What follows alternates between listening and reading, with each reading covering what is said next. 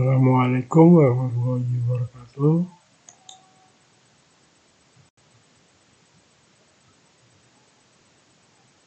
Selamat bertemu kembali kepada mahasiswa-mahasiswi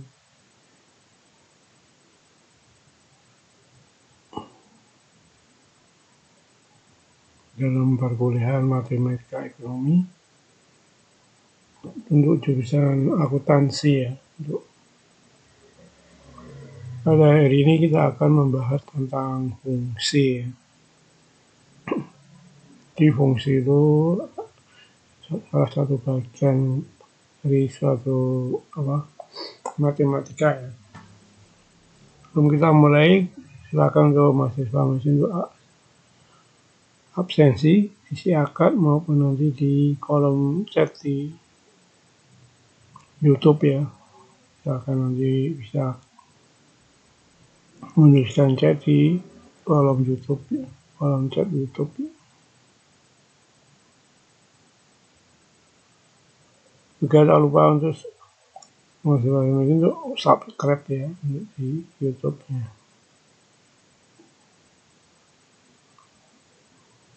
Bahasan kita hari ini akan membahas tentang materi fungsi ya. Jadi fungsi itu dalam kehidupan sehari-hari itu sangat berguna ya, maksudnya untuk dalam ekonomi ya, untuk perlakuan ekonomi itu fungsi itu sangat berguna, terutama dalam hal produksi atau dalam hal perbankan dan sebagainya. Jadi secara umum ya fungsi itu adalah hubungan antara dua variabel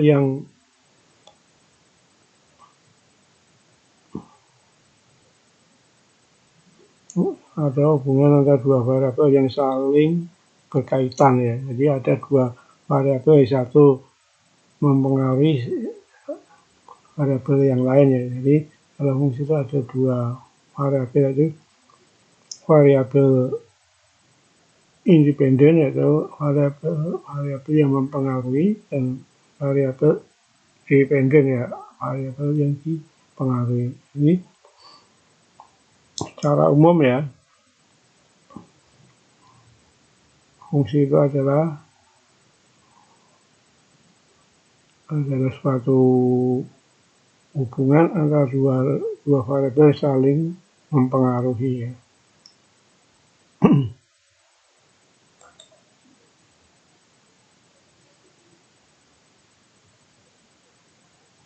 Di fungsi itu nanti ada dua variabel saling ketergantungan ya. Yang satu mempengaruhi dengan variabel variabel yang lainnya. Jadi dalam fungsi itu ada unsur dalam fungsi ya, ada namanya variabel ya. Jadi variabel itu yang sebenarnya pembentuk suatu fungsi ya. Jadi kalau tidak ada variabel tidak akan terjadi pembentukan suatu fungsi ya. Jadi variabel itu adalah unsur pembentuk fungsi yang mencerminkan atau mewakili faktor atau data tertentu. Dan dalam fungsi itu ada dua variabel ya. Jadi di fungsi itu ada dua variabel. Ada variabel independen ya, atau variabel bebas atau variabel yang mempengaruhi, dan variabel terikat atau dependen variabel atau variabel yang dipengaruhi.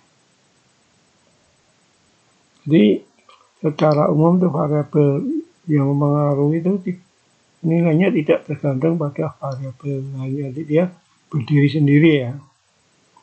Jadi variabel independen itu variabel dia bisa membentuk suatu fungsi ya. Jadi yang mempengaruhi suatu fungsi itu dapat menghasilkan suatu produk atau menghasilkan suatu hasil ya. Dengan variabel dependen atau variabel terikat ya tergantung dari variabel independennya atau variabel bebasnya ya. Jadi umpamanya ada yang mungkin variabel bebasnya gede, mungkin variabel terikatnya gede juga, atau sebaliknya. Variabel terikatnya kecil, variabel independennya besar. Jadi variabel terikat atau dependen tergantung dari besar kecilnya variabel independen.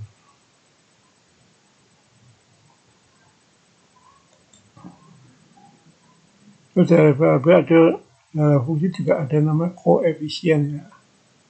Itu koefisien itu ada angka yang ada dalam variabel ya. Itu atau angka yang terkait pada dan terletak di depan suatu variabel dalam suatu fungsi. Soalnya umpamanya variabel independen itu biasanya dikonotasikan dengan huruf X ya, biasanya. Jadi koefisiennya 2X, berarti koefisiennya 2. Atau Y dependen, Y itu umpamanya 3Y, jadi koefisiennya 3. Itu yang namanya koefisien ya. Terus yang ketiga ada yang namanya konstanta. Itu bilangan atau angka yang kadang-kadang turut membentuk suatu fungsi. Jadi konstanta itu tidak harus ada ya, kadang ada, kadang tidak ya. Jadi dia letaknya ada di belakang dari variabel, yaitu bisa dijumlahkan, ditambah, bisa positif, bisa negatif ya. Contohnya ini, umpamanya ada persamaan Y sama dengan 5 plus 0,8X. Jadi konstantanya adalah di angka 5. Jadi angka 5 itu konstanta itu bisa ada, bisa tidak. Jadi kalau konstanta tidak ada, masih bisa membuat suatu fungsi. Yang penting suatu fungsi itu ada unsur Y dan X-nya, itu variabel dependen dan variabel independen. Jadi untuk konstanta itu nanti tergantung dari nanti fungsinya ya. Contohnya kalau suatu pabrik ya memproduksi ya, mungkin yang berubah-ubah ada, tapi ada yang angka nilai yang tidak akan berubah, jadi umpamanya konstan, namanya 5 terus 110, 100 juta terus 100 juta, dia akan tetap di situ, jadi dia nanti ditambahkan menjadi konstanta. Jadi konstanta itu nilainya yang tidak berubah ya. Tapi dan juga sangat mempengaruhi hasil suatu fungsi juga yang ada kalau ada konstanta ya. Mungkin semakin besar konstanta, mungkin Y-nya akan semakin besar atau semakin kecil tergantung dari nilai independennya ya. Nilai bisa positif, bisa negatif. Jadi ini bisa kita uraikan dari persamaan ini adalah Y itu variabel terikat, 5 itu namanya konstanta, 0,8 yang disebut dengan koefisien ya. Jadi koefisien itu tidak boleh sama dengan 0 ya. Jadi kalau koefisien itu 0, ini tidak akan terbentuk suatu fungsi. Dan 5 konstanta. Biasanya dalam fungsi biasanya dinotasikan dengan fungsi X, jadi F kurung buka, X kurung tutup ya. Jadi ini bentuk dasarnya ya, nanti untuk memberikan fungsi X itu bisa ini yang benar ya. Ada mungkin yang gitu simpel, tapi yang benar adalah fungsi ini. Jadi bentuk suatu fungsi itu nanti dilambangkan dengan fungsi X ini.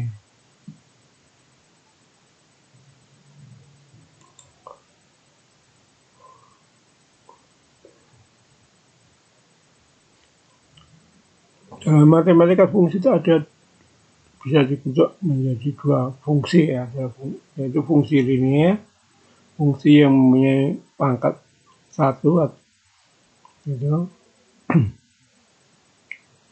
Contohnya biasanya fungsi linear itu berbentuk garis lurus ya. Dan contoh fungsinya yaitu Y sama dengan A plus BX, mana X-nya itu pangkatnya 1 ya. Jadi ini Y itu lambang fungsi ya, nanti bisa fungsi X ya. Jadi untuk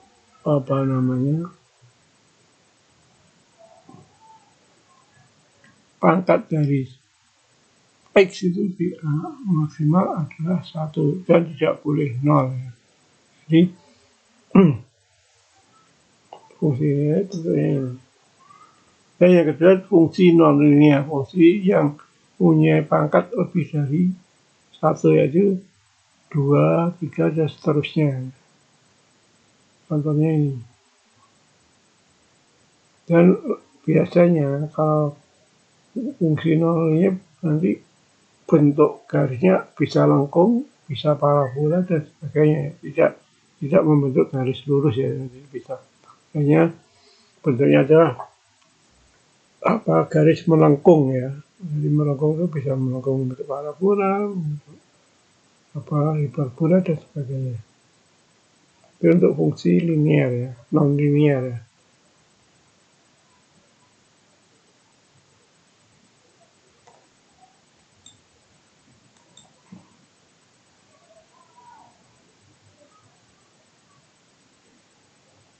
Untuk pertemuan ini kita akan membahas tentang fungsi linear ya. Nanti untuk fungsi non linear kita bahas untuk pertemuan selanjutnya. Jadi fungsi linear itu adalah fungsi yang paling sederhana ya. Jadi dia mempunyai pangkat X-nya itu atau variabel independennya itu makanya maksimal 1 dan tidak boleh sama dengan 0 ya. Jadi secara umum fungsi linear itu bentuknya ini, Y sama dengan A plus BX, dimana Y itu fungsi dependen, ya variabel dependen, A-nya konstanta, dan B-nya koefisien, dan X-nya fungsi independen. Atau nanti bisa ditulis secara lengkap, bisa bentuknya ini. AX plus BY plus C sama dengan 0. Jadi Y-nya dan X-nya digabungkan, ya, dan sama dengan 0.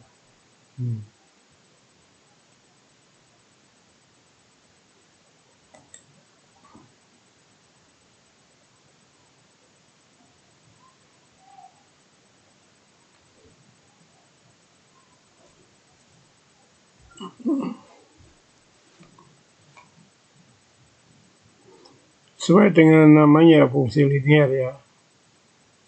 Jadi nanti tanda fungsinya ada yang namanya juga kemiringan ya. Kalau dia berbentuk garis lurus ya. Jadi ada yang dinamakan dengan kemiringan ya. Kalau lengkung kan nggak ada ya sudut kemiringan, tapi kalau yang garis lurus yang ada namanya kemiringan ya. Jadi dalam fungsi linear itu ada yang namanya juga garis kemiringan. Akhirnya kita bisa membuat suatu diagram kartesius ya, ini bentuknya seperti ini. Nanti ini kemiringan itu dapat dihitung ya nanti dari rumus bawah ini ya. Jadi kemiringan atau slope dari suatu fungsi linear itu adalah sama dengan perubahan variabel terikat dibagi dengan perubahan variabel bebas. Jadi variabel kemiringan itu bisa hitung dengan perubahan dari fungsi variabel terikat ya. Jadi perubahan dari Y1, Y2 dibagi dengan perubahan dari variabel independen X2 min X1 ya. Delta Y dibagi delta X ya. Jadi fungsi rumus kemiringan atau slope itu adalah delta Y dibagi delta X atau diberikan menjadi Y2 minus D1 bagi X2 min X1.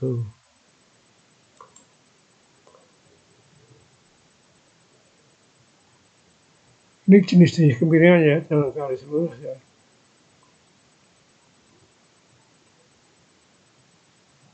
Ini kemiringannya adalah kemiringan positif ya.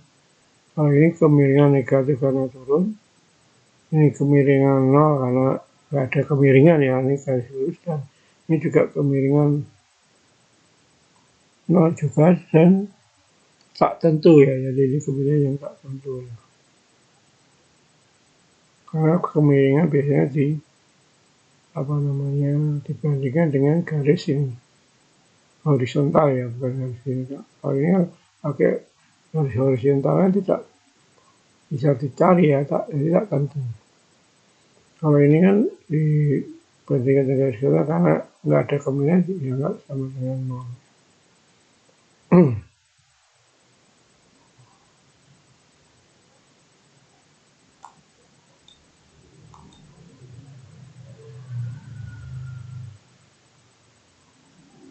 Sekarang kita akan membahas tentang cara menentukan persamaan garis ya. Dalam menentukan persamaan garis ada beberapa metode ya. Yang pertama, ini adalah metode 2 titik. Jadi kalau kita mempunyai ditanyakan 2 titik dalam suatu diagram kartesius ya biasanya. Hanya ada titik A dan titik B. Dari 2 titik itu kita sebenarnya sudah bisa membuat suatu persamaan garis ya. Jadi nanti titik A itu ditulis sebagai X1 dan Y1 dan titik B itu X2 dan Y2. Jadi dari 2 titik tersebut kita bisa membuat suatu persamaan dengan rumus yang ini. Jadi kita bisa memakai rumus ini untuk membentuk suatu fungsi linear. Jadi Y nanti ini sebagai simbolnya nanti ya, dikurangi Y1 ya, ini dibagi Y2 dikurangi Y1. Jadi rumus untuk membuat sana ya, itu metode 2 titik sama dengan X min X1 dibagi X2 min X1. Jadi rumus ini kita harus paham ya, kalau enggak kita bisa hafalin ya. Jadi umpamanya ada suatu pertanyaan ada 2 titik ya, kita buat suatu persamaan garis ya, kita bisa memakai rumus ini. Jadi rumus ini penting, jadi silakan untuk dihafalkan ya. Jadi Y itu rumus untuk metode 2 titik adalah Y minus Y1 bagi Y2 minus Y1 sama dengan X min X1 dibagi X2 min X1. Contohnya ini ya, agak lebih ini ya. Ketika suatu titik A sama dengan 23 dan B 63, maka persamaan linearnya adalah ketika ini dimasukkan saja dari rumus ini, nanti dimasukkan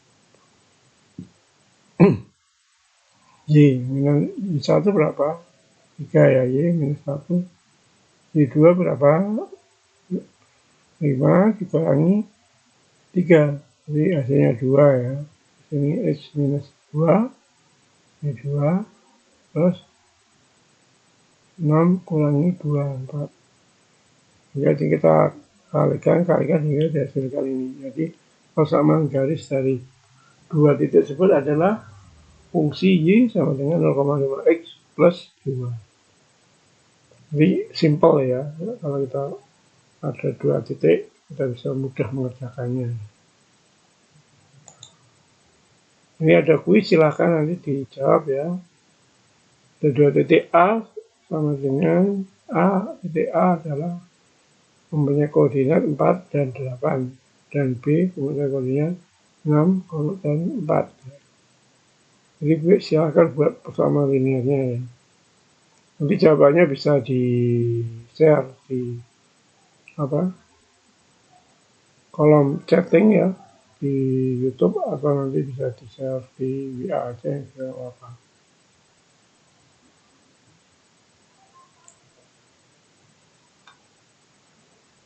Ini untuk metode 2 titik ya, jadi mudah kalau metode 2 titik. Yang kedua metode 1 titik dan 1 kemiringan. Jadi kalau ada 1 titik dan kemiringan dari 1 titik diketahui ya. Dari suatu. Jadi kita tinggal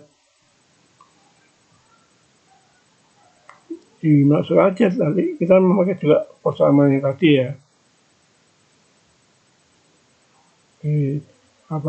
Persamaan metode 2 titik ya. Jadi untuk kemiringan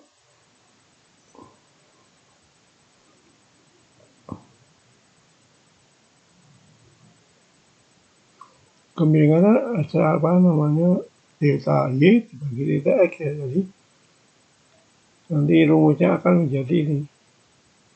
Metode 1 titik dan 1 kemiringan itu ya.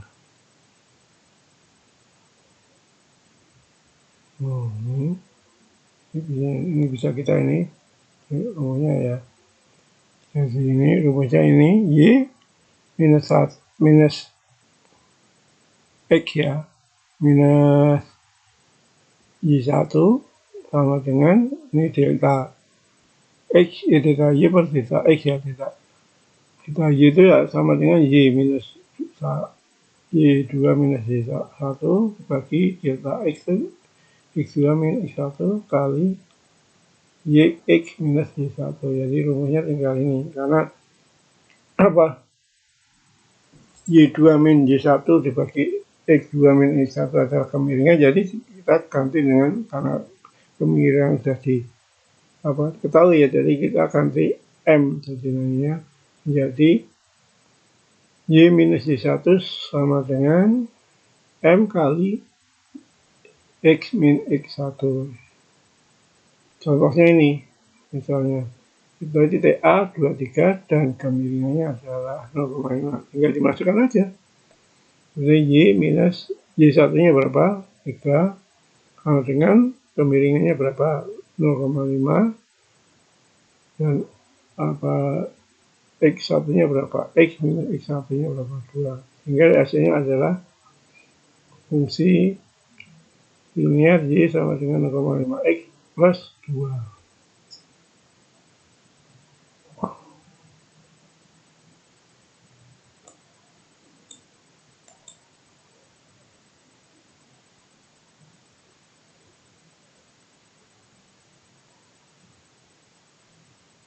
Itu ya untuk metodenya, ada 2 metode yang kita bahas ya. Nanti ada metode yang hampir sama ya penggunaannya. Jadi kita akan juga cuma membahas 2 itu aja, metode 2 titik dan metode titik dan kemiringan ya.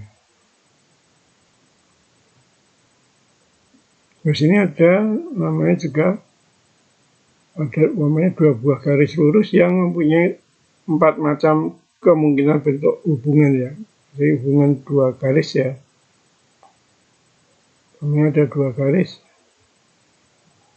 Ada yang nama berimpit, yang kedua sejajar, yang ketiga berpotongan, dan yang ketiga tegak lurus ya. Potongnya tegak lurus ya. Yang ini potongannya tidak tegak lurus ya.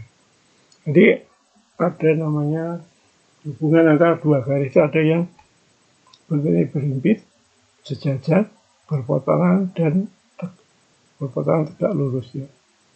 Jadi secara umum ya bisa kita terangkan ya, berimpit itu adalah 2 buah garis akan berimpit apabila pasangan garis yang satu memerlukan kelipatan dari pasangan garis yang lain. Jadi berimpit itu berarti fungsi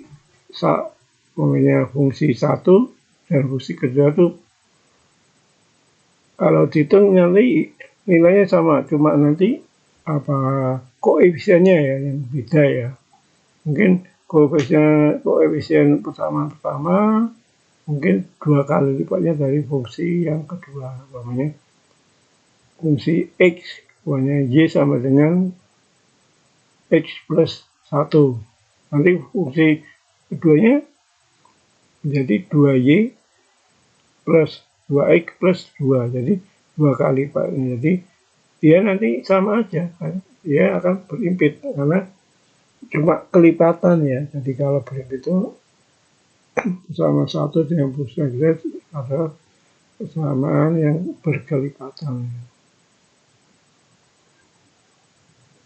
Lalu yang kedua sejajar, yaitu dua buah garis akan sejajar apabila kemiringan garis yang satu sama dengan kemiringan garis yang lain. Jadi suatu garis sejajar itu bila M kemiringannya ya, M-nya M1 dan sama dengan M2 ya. Jadi kemiringannya akan sama. Jadi kalau sejajar itu bila ada dua fungsi dianggap sejajar bila kemiringannya atau slope sama ya, itu M1 sama dengan M2. Itu untuk yang dinamakan dengan sejajar berpotongan ya. Jadi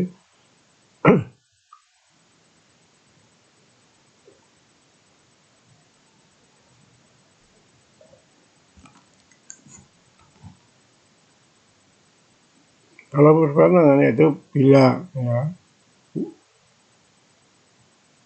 dua buah garis akan berpotongan apabila kemiringan garis yang satu tidak sama dengan kemiringan garis yang lain. Jadi M1-nya tidak sama dengan M2-nya. Itu yang dinamakan berpotongan.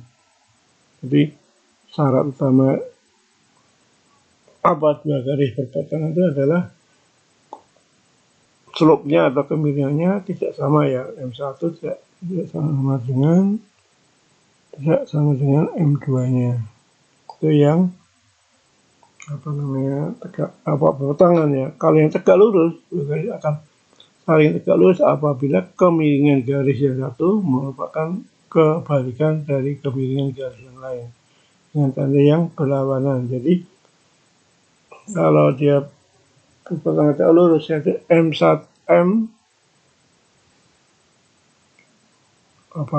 kemiringan satu sama dengan untuk garis kemiringan 2-nya seper M1. Jadi M2-nya itu adalah sama dengan seper M1. Jadi kebalikan dari M1. Jadi M1 itu sama dengan seper M1. Itu yang namakan tegak lurus ya. Pokoknya kemiringan fungsi pertama 5. Jadi untuk kemiringan fungsi kedua ada seper 5. Ini nanti akan membuat suatu tegak lurus ya. Garis yang tegak lurus.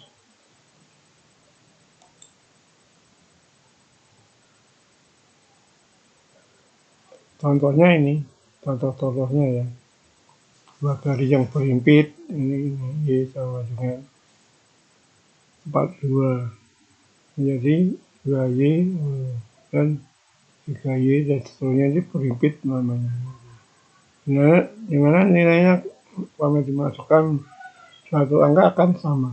Itu yang dinamakan contoh dua garis yang berimpit.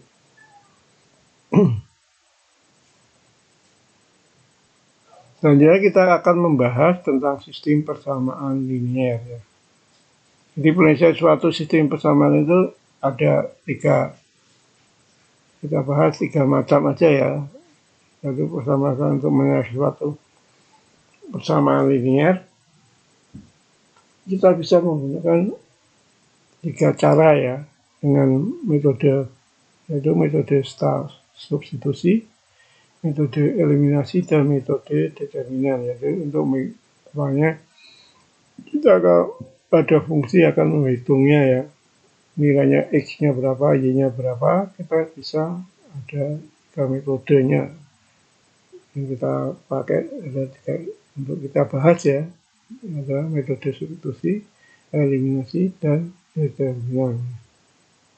Kita bahas satu-satu ya. Ini yang metode substitusi. Contohnya ini. Bisa carilah nilai variabel X dan Y dari 2 persamaan berikut. Ada 2 persamaan ya.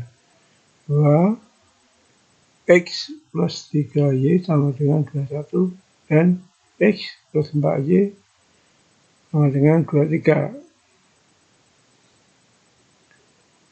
Karena kita memakai sistem substitusi ya, jadi kita mencari Y dulu.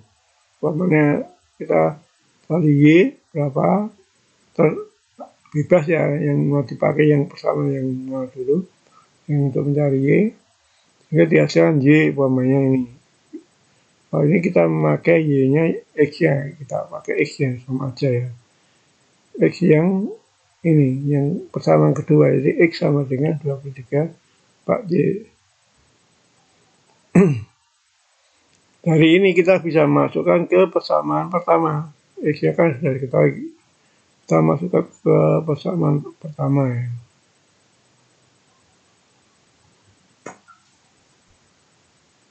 Ini jadi ini tambah masukkan sehingga dihasilkan ini. X-nya gini jadi masukkan persamaan kedua ya. Ini 86 dan seterusnya. Sehingga akan dihasilkan semua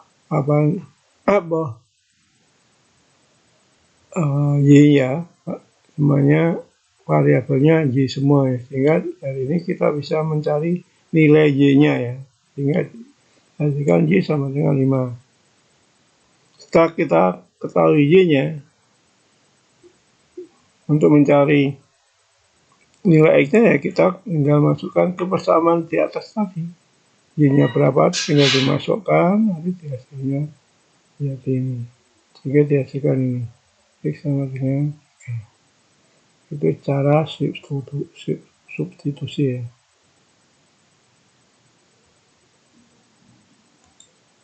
Yang kedua, metode eliminasi. Ini contohnya ya, ada dua fungsi. Kita eliminasi menjawabnya dengan ini. Kita buat ini dijumlahkan atau dikurangkan ya. Kita yang mau dieliminasi yang mana dulu, X-nya atau Y-nya. Kalau ini kita eliminasi yang Y-nya dulu ya. Jadi kita yang persamaan atasnya dikalikan 2, persamaan bawah dikalikan 1, sehingga dihasilkan ini. Sehingga dari ini karena ini sama ya, ini jadi dengan 0, jadi dihasilkan dapat X ini sama dengan 24, sehingga X boleh ini. X-nya boleh peroleh 3. Tinggal untuk mencari Y-nya tinggal dimasukkan ke persamaan yang lainnya ya. Itu untuk cara eliminasi ya.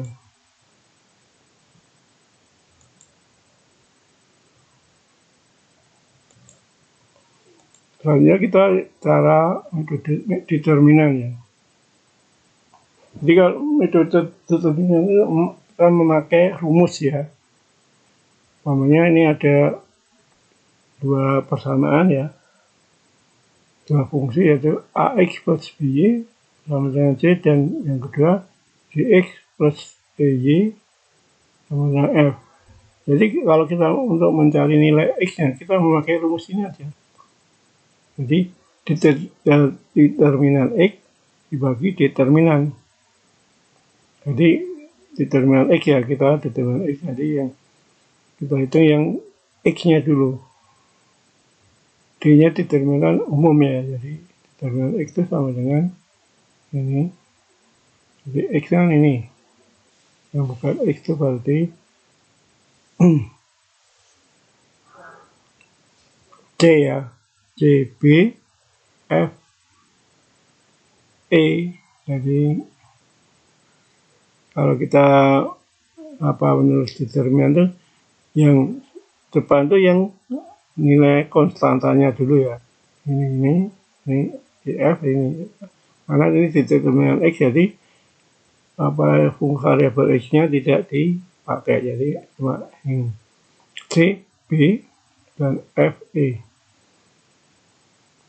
Terus ini determinan umumnya adalah Ini yang dipakai ini aja, yang ada variabelnya, yang EF enggak kita pakai ya, CF ya, CF tidak pakai, jadi menjadi AE B E. Jadi kalau kita mencari determinan, jadi determinan itu jadi CE ya minus AB bagi AE minus DB.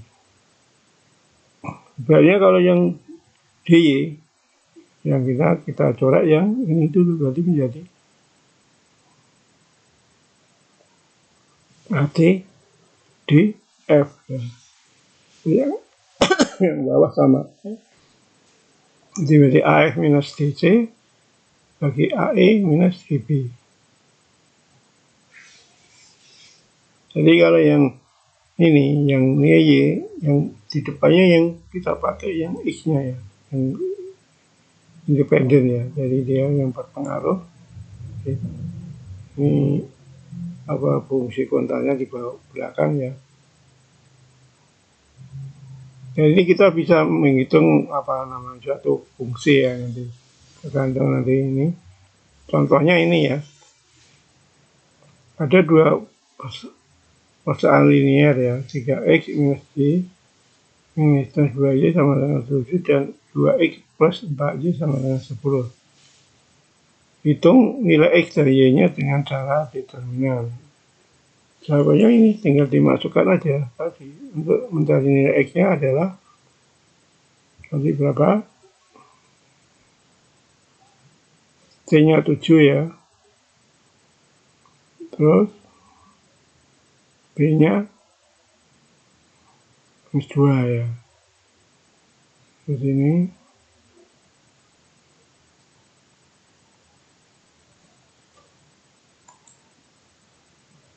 tujuh, F-nya 10 ya, jadi dikurangi jadi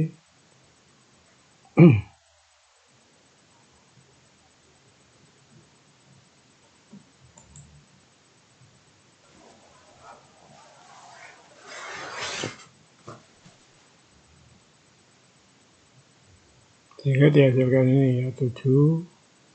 Ini tinggal dikatakan aja 7 kali berapa?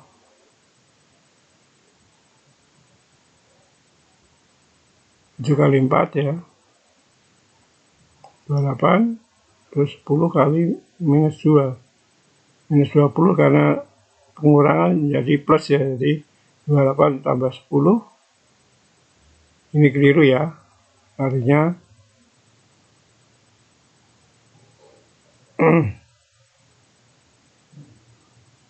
ini bukan 10, maksudnya ini 10 kali 2 kan 20 ya, jadi 48 benar ini kalau 10 ini salah ya, sehingga dihasilkan ini sama dengan 3. Y-nya tinggal dimasukkan aja sama, tinggal hasilkan 1. Jadi himpunan penyelesaian yang memenuhi kedua persamaan tersebut adalah himpunan pasangan 3 dan 1, X1, X-nya 3, Y-nya 1.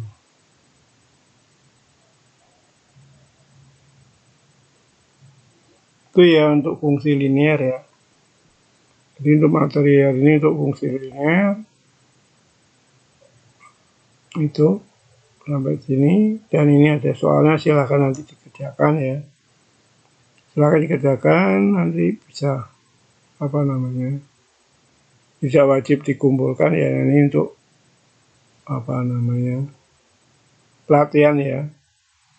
Tapi harus dikerjakan juga sih, tapi tidak harus dikumpulkan karena ini soal-soal ini nanti akan keluar dalam ujian akhir semester ya. Nanti apa ujian akhir semester apa namanya soal-soalnya diambil dari soal-soal di tiap materi ya, atau contoh soal atau soal-soal yang ada di materi tiap pertemuan ya. Jadi silakan, ini ada soal silakan dikerjakan, walaupun dikumpul atau tidak dikumpul tetap dikerjakan ya, karena nanti ini juga soalnya diambil dari soal-soal di sini ya. Jadi nanti pas ujian kita bisa mengerjakan dengan baik. Demikian untuk materi hari ini.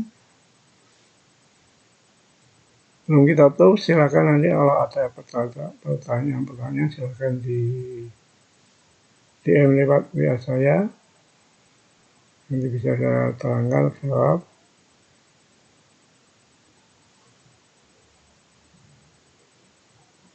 Untuk minggu depan kita akan membahas tentang penerapan fungsi linear dalam ekonomi. Jadi nanti diterapkan dalam kegiatan sehari-hari seperti nanti tentang produksi, tentang perbankan dan sebagainya. Demikian perkuliahan hari ini. Kurang lebihnya maaf. Kita tutup dengan alhamdulillah. Sebelum kita tutup, silakan untuk absensi ya, silakan maupun di kolom chatting di YouTube. Demikian, kurang lebihnya maaf. Wassalamualaikum warahmatullahi wabarakatuh.